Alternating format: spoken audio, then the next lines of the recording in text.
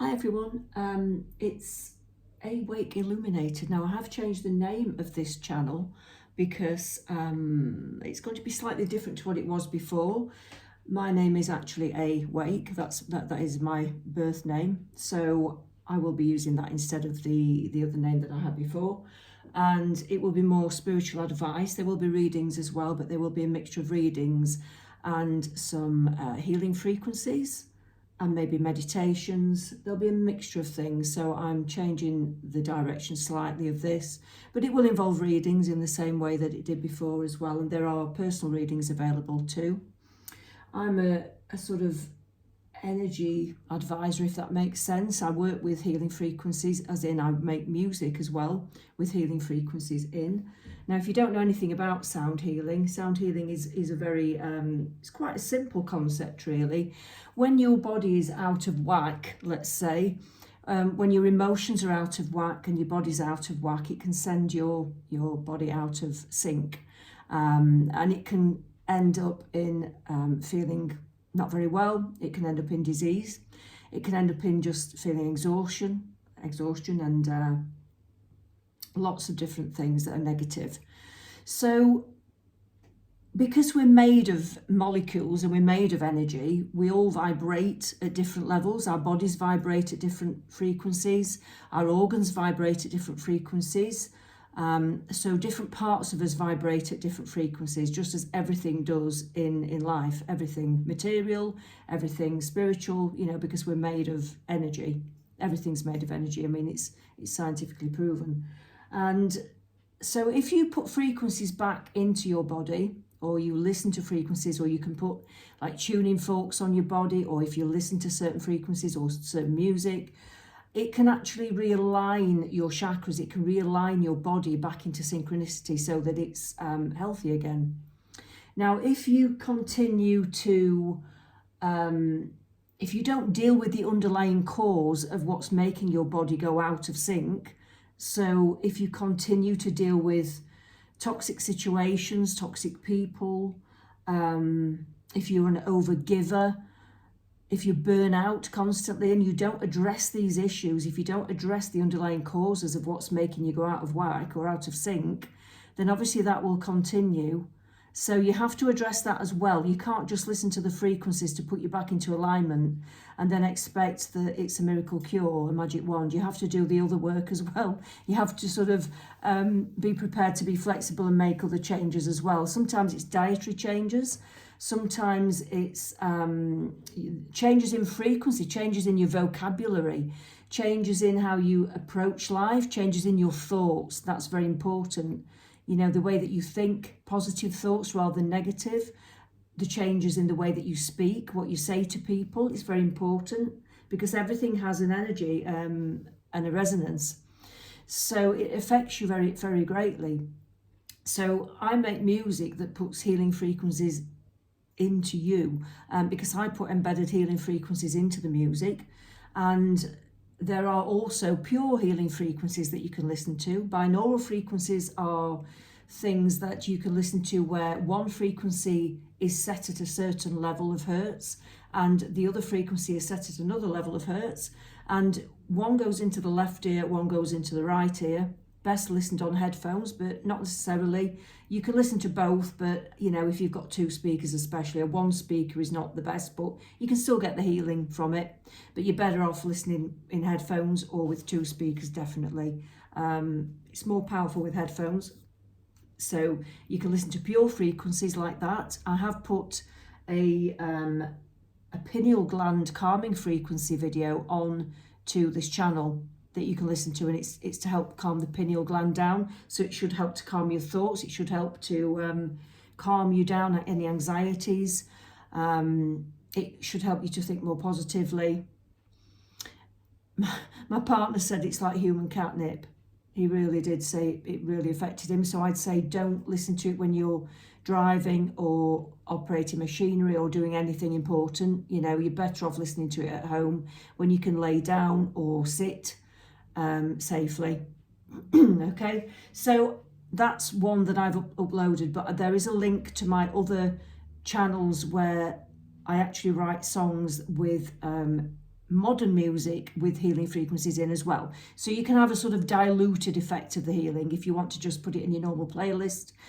You don't have to have a sort of prescriptive, intense experience of healing, sound healing every day or all the time. But it's there if you want it. But you can have a more diluted version because all the music that I write has healing frequencies in. So you can listen to it like a normal song and get some benefit from it. But if you want a more intense experience, there are other frequencies that I'm going to be putting on there. In time, there will be more and more as things build up. Okay, so that's just a brief introduction as to what this channel will probably be about. Like I said, it will be a mixture of readings and frequencies and meditations and spiritual advice. It will be a lot of different things.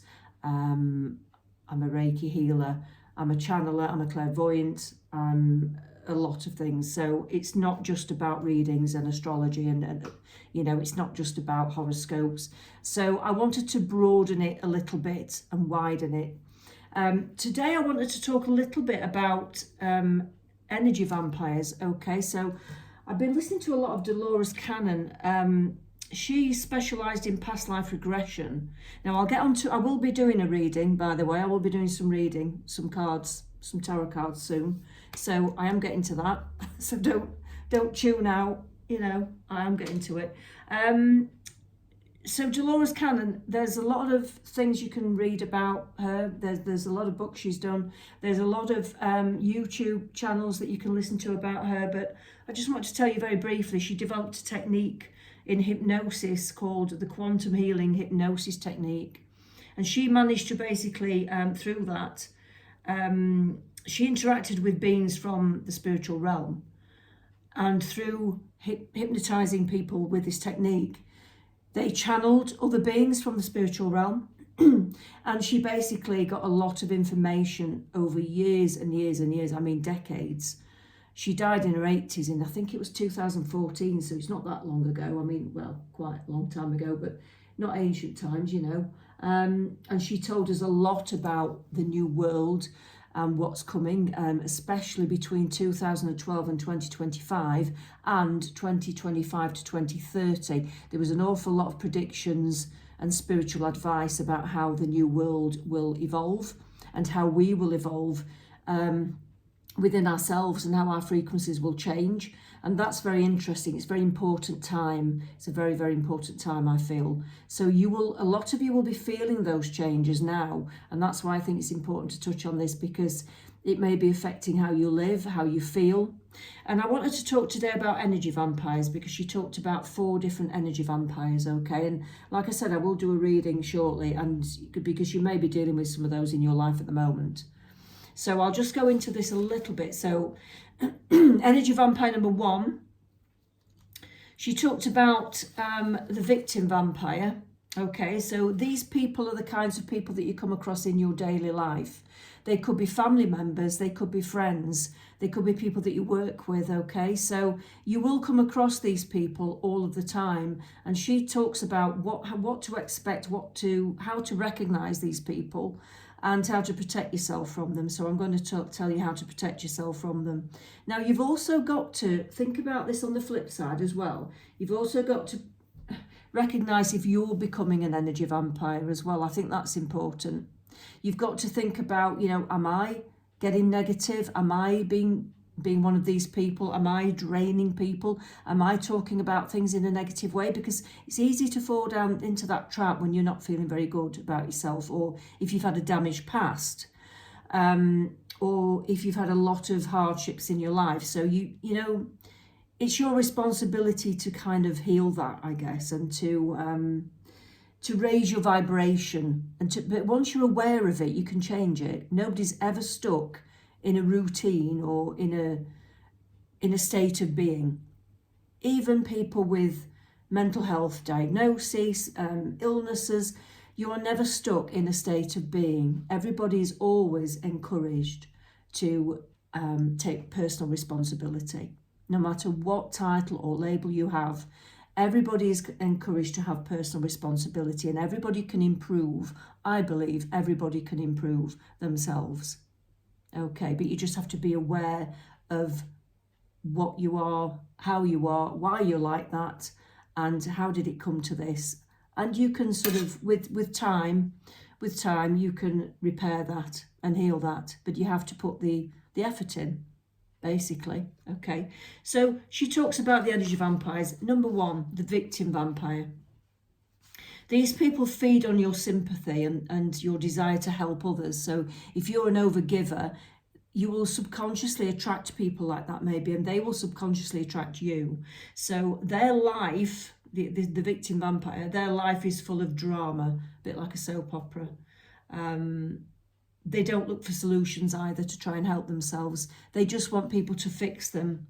They talk about misfortune and injustice, and how, they might say things like, why does this always happen to me? And they look for people to fix them constantly, and they're always having dramas in their life. They're always having constant things going wrong in their life.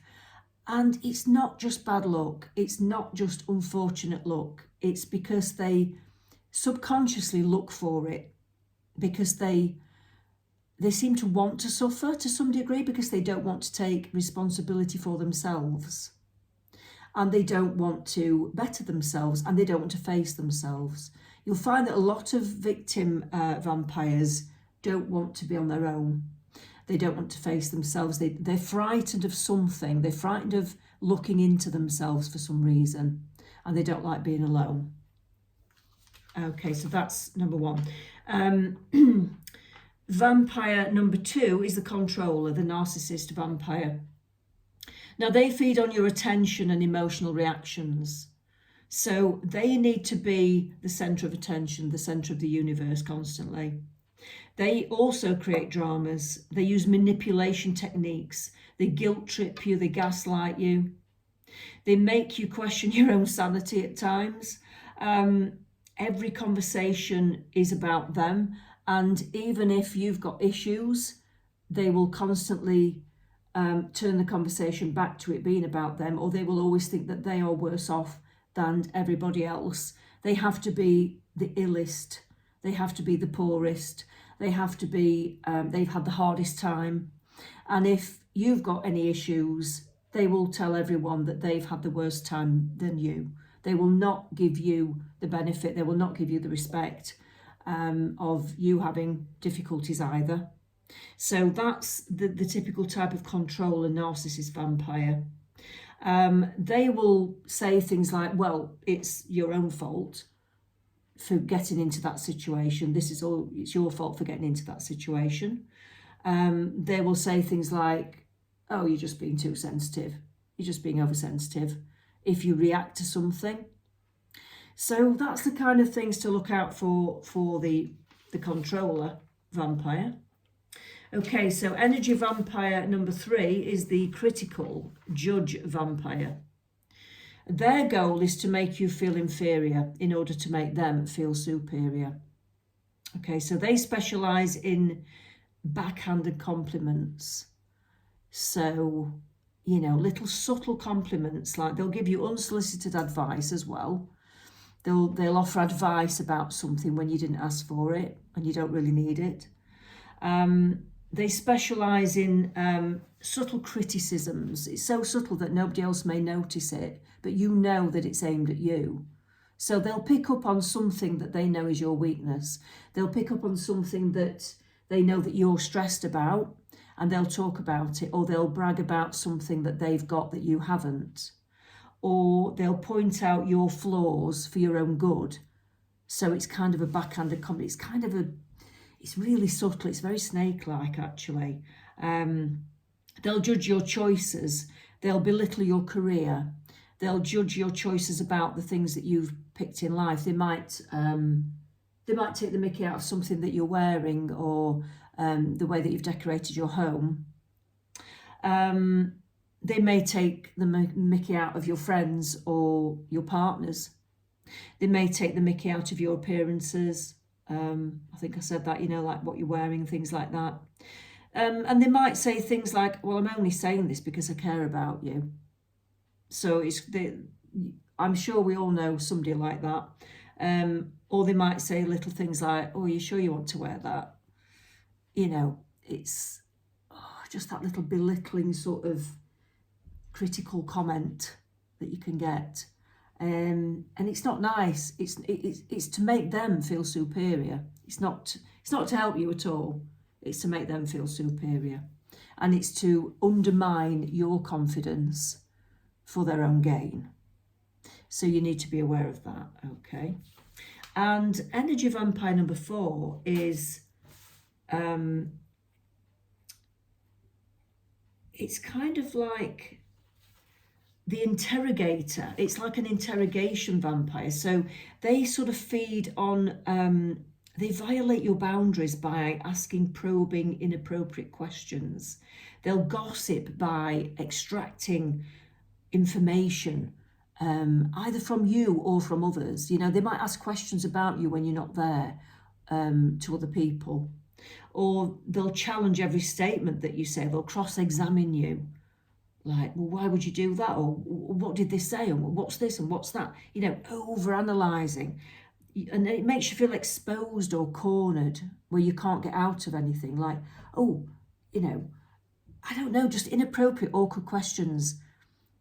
And it might be something you don't want to talk about, or it's quite private, or I think the worst times are when you're not there and they'll ask somebody who's close to you or a friend of yours, oh, what's so-and-so been doing then? What have they been doing this week? Or have you heard about what's happening there? Or, you know, little things like that. And they're just interrogating people for their own gain. That's not very nice. And so that's energy vampire number 4. Now, Dolores said how to protect yourself from these energy vampires. Okay, so see, when we're damaged, we broadcast that subconsciously through our aura. Our auras they have holes in them when we're damaged people, and the energy vampires pick up on that. They unconsciously, mostly unconsciously, some consciously do it, but that's quite rare. They unconsciously pick up on this. So the basic thing to do to protect yourself is to cut the cords from them.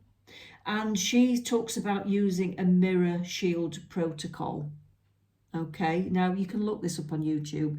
It will explain it in a bit more depth, but I can tell you briefly how you would do that. So in your mind each day, or whenever you come across an energy vampire, so first of all, learn how to recognize them, and then try not to engage with them as much as you need, you know, as little as possible. Don't engage with them, shut them down, refuse to talk to them, or just have as little, you know, interaction as possible.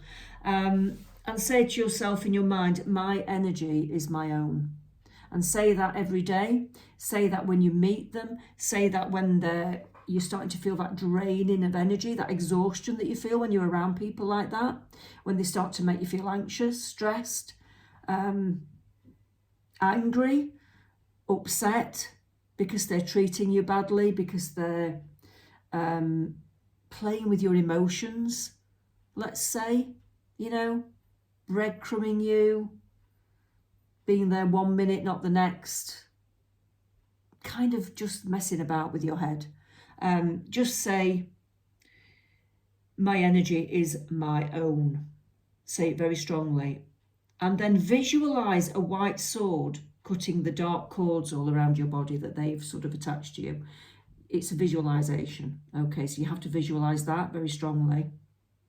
And then she suggests seeing a golden light that starts in the heart chakra, and then see it explode outwards, forming a sphere around you to about arm's length level, about the size of arm's length around you. So imagine a golden light starting in your heart chakra, see it explode outwards to form a golden sphere around you to about arm's length level in size. And then she suggests that once you've seen that golden sphere become a solid golden sphere around you, then she wants you to imagine that the outer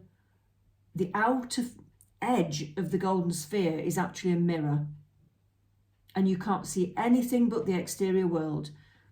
It's a mirror, and it bounces back anything that is sent to you. So, and if you visualize that strongly every day, then the energy vampires will not even detect you anymore. Eventually, it'll become so strong like a force field that they won't even pick up on you. They won't even pick up on your damage or They won't even try to contact you. They won't even try to sap the light out, of you, or the life out of you, whichever you want to look, whichever way you want to look at it. It's the light and the life, I think. So that's what Dolores Cannon suggests for energy vampires. So I hope that's been useful. It's been very enlightening. I think it's been very enlightening sort of reading about all of this. Okay, so let's look at a reading. Let's see what Spirit would like to talk about for you, because some of you may be encountering energy vampires in your life already. So let's see what comes out with the cards. Let's see what comes out. We've got the Lightseers Tarot at the moment. So, oh yes, well they came out. So I'm going to use these cards. If they fly out, I'm going to use them. Okay, we've got the Five of Wands and the King of Swords. Let's start with those.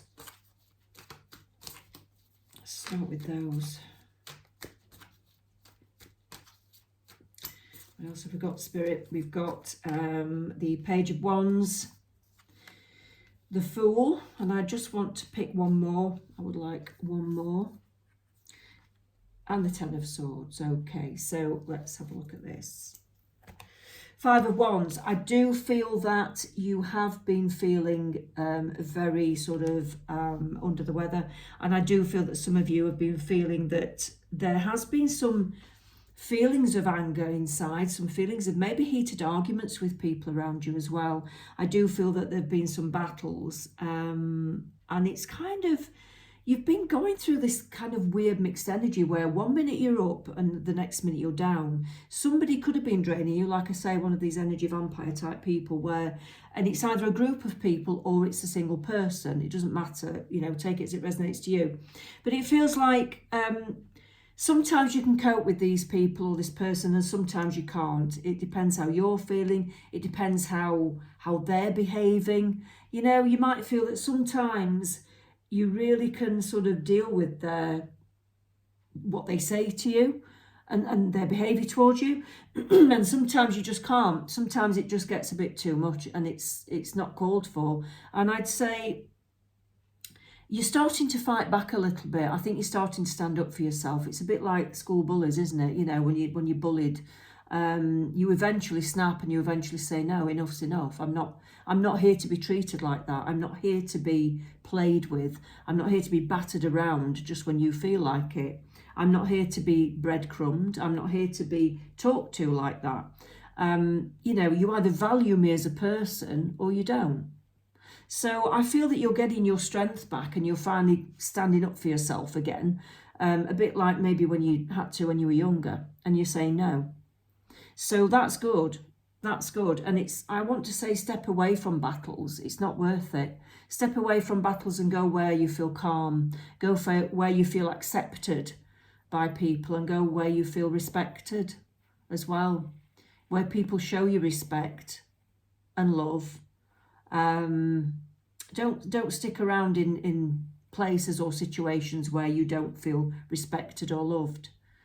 And the people who care will come forwards and sort of consistently show you that they care. They won't sort of be in and out.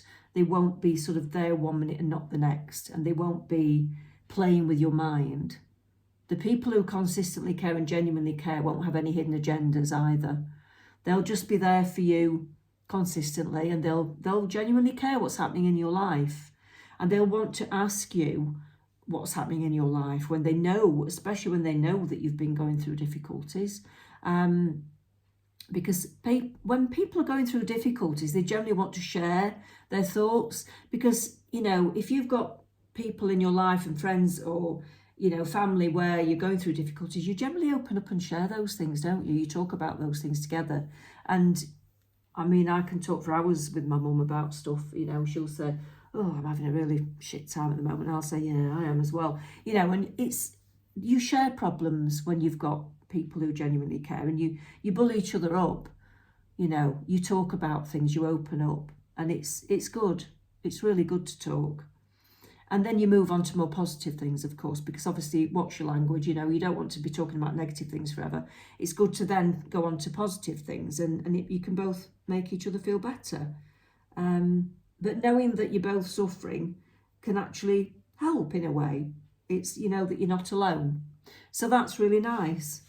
And when people actually sort of think to sort of text you and say, oh, how are you doing? I know that's a really crap situation. How are you getting on? How are you doing? Because let's be honest, you know, when you are feeling down, you don't want to reach out. And anybody who knows anything about mental health or stress, I think people do understand that when you're really down, when you are really, really stressed or down, you don't reach out and you don't want to socialise and you don't want to talk to anyone.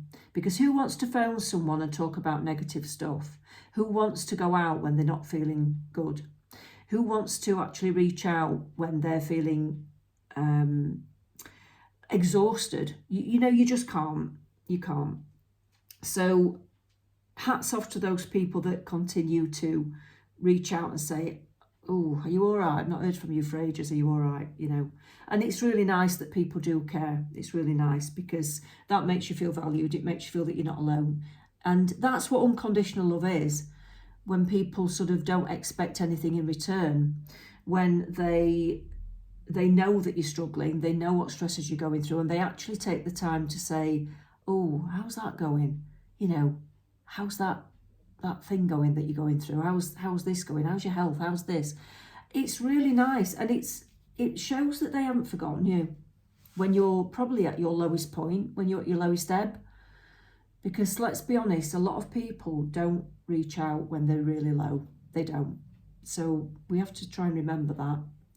And those people who have got support, then I guess they're okay. The people that have got support are okay. But the people that haven't got a lot of support, I think it's hard for people. It's really hard for people. And, you know, it's difficult. So I'd say if you can't reach out and you've only got a couple of people around you, then at least rely on the people that you have got. Because stick with the genuine people. You don't need lots of people around you to be to feel loved. To be honest, a lot of people who are not that genuine have more people around them. A lot of people who are more genuine tend to have less people around them. It seems to be the way. I don't think you can really love people deeply if you've got a lot of people. You know, you can't. You haven't got time for people. You can't love a lot of people genuinely and deeply. So people with less people around them tend to be a bit more genuine, I feel. The King of Swords, I feel that you've got, well, I think that's a cutting of ties with somebody or something, or it could be a family member, it could be a group of people, it could be a friend, it could be an employer. It could be something where you feel that you just, the knowledge is there. The owl always says to me that maybe some knowledge has come to light.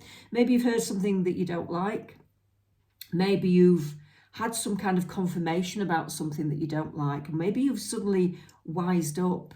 Maybe you've sort of had to think about things and you thought, I don't like this connection anymore. You know, when I think about all the things that have happened over the last few years or over the last few months or whatever, you know, you might think, I just don't like what I'm seeing or feeling anymore. And you may find sometimes when you get to that point with certain individuals or groups or people, you might find that other people come forward as well and tell you similar. That usually is the case. When you're having doubts about someone or something, you often find that people come forwards and say similar things, and it just reaffirms your doubts. It really does reaffirm your doubts. So you might find that that's happening as well, and that will just help you to move on. Okay, so if that's occurring, I'd say trust your intuition and look for the signs from other people as well. It could be that you're getting signs to move on now, and maybe it's not before time. You might have been feeling this for quite a long time, but maybe finally something's clicked into place and you know that, yeah, you aren't as valued as you thought you were, and you just know that you deserve to be treated better, really, and it's time to move. And the Page of Wands suggests that it's time to crack on with your creative things, your projects. your goals in life, because you've got so much to look forward to. The Page of Wands is saying, look at all this stuff you've got to look forward to. You've got a fresh new start. You've got a new beginning. And I think you've been holding off. For some reason, you've been holding off, and it's time to start these new things. It's time to throw caution to the wind. It's time to say, right, forget all this negativity, forget the way you've been feeling, forget all the stuff that's been dragging you down. Move on and just concentrate on you and your projects and feeling positive. Raise your vibration, raise the bar, think positive thoughts, get into your meditational state if you can. Meditation is the best way you can raise your vibration. And healing frequencies, which I'm gonna give you some healing frequencies to listen to later. I'm gonna give you some. Yeah, I've got some cards that link to healing frequencies. Okay, so raise your vibration. Write down everything you're thankful for. Write down what you want. Dolores Cannon again talks about manifestation. She talks, I mean, many people talk about manifestation. Edgar Cayce is another one, you know, and she kind of left off where Edgar Cayce finished when he died. She kind of took off where he finished, really. She was a very similar soul, a new age leader, a spiritual leader, in my opinion anyway. I mean, obviously make your own mind up on these things, but it wouldn't hurt to do a bit of research. The books are quite heavy going. They're great if you're into that sort of thing. There's some great YouTube videos about Dolores Cannon and Edgar Cayce. You might be better listening to those because they're a bit easier to, they've kind of been made easier to understand. The books are quite deep. I've got pretty much all of Edgar Cayce's books. And they're quite heavy, but they're good. If you like that, so if you like a good heavy read. But yeah, if you want to look on YouTube, it's a bit easier to digest, let's say. Okay, the Fool, yeah, take a risk. Dare to be happy. Dare to be happy. Dare to leave the past behind. Dare to leave the negativity behind. Sometimes it's a comfort blanket. Dare to leave it behind. Dare to leave the negative thoughts, that old feeling of, oh, but if I don't worry about this, what will I think about? It doesn't feel comfortable to be happy sometimes, does it? You know, you've got to leave that behind. Go back to feeling good, because I think you used to feel good and you've just kind of forgotten. You've just forgotten, that's all. Jump into new situations. What you'll find is as well, when you start a new pathway, and this, I've done this many times in my life actually, when I think back, I've had many situations where I've gone through different groups of people, different situations, different jobs, different projects. And every time it's happened, I've had to go through kind of a quiet period and a vacuum where I've felt quite alone and a little bit scared, but it's not for long. And then you'll find you attract suddenly, like, new people start coming into your life, new situations come into your life. A new pathway opens up because you've asked for it, and because you know that your soul needs it, and you know that your vibration is different to the people you've left behind, or to the places you've left behind, or to the situations you've left behind. So don't be scared, because you attract what's right for you. You attract other things will come in. You won't just be left high and dry, and you won't be left on your own. So just remember that. There's always a vacuum first. So don't be scared of just having that short period of times where it's quiet. And it's a small healing period as well. There's a small healing period where you just have to gather yourself, dust yourself down, and get back on track, get back on the horse. Yeah?